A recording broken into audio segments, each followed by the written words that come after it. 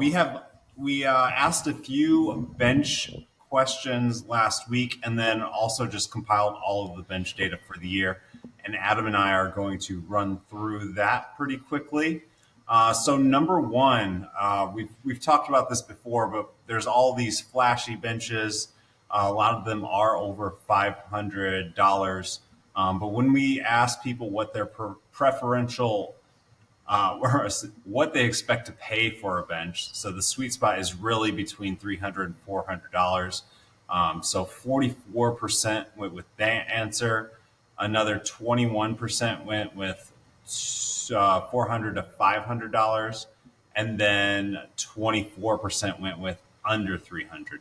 So over 75% do expect to pay over $300. I think people are realizing that you really want to buy once, cry once with a bench, considering you are going to have hundreds of pounds over your chest and neck, and you want to be safe.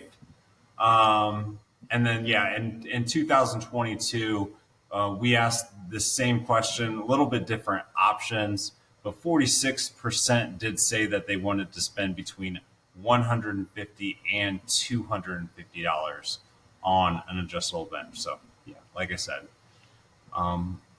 people want to buy a better adjustable bench these days. Yep. And then 55% own just one bench, but nearly 42% own multiple benches. I found that to be pretty surprising. I don't know about you, Jake, but having multiple benches, I just didn't see that percentage being that high. No, I think there's a good amount of people that have an adjustable bench and then also a flat bench.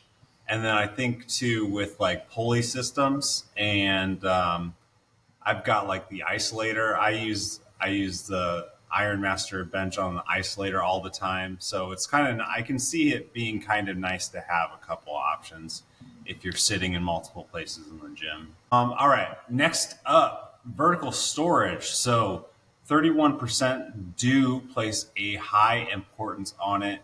27% medium, and then 37% low, and then just 5% are not sure. So in general, that's pretty spread out.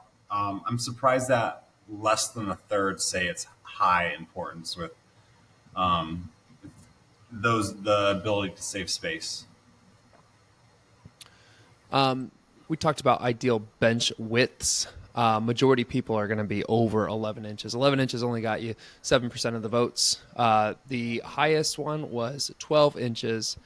Greater than 12 inches, so like a wide pad version would be about 29%. And then 31% were just not sure about their bench width, which I understand the not sures until you like have actually like been on both to know what you like. But Right. anymore, 12 and above is what I would say. Agree.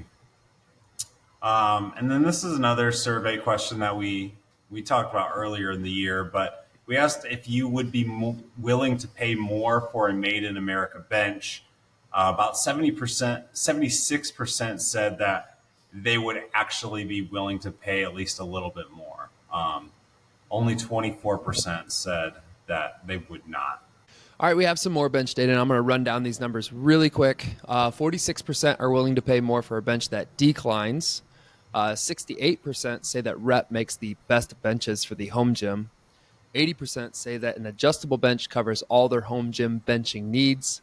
And the last one, 40% believe the color of their bench matters, and 49% are willing to pay a little more for the right colored bench. That's going to do it for the benching data. To summarize 2000.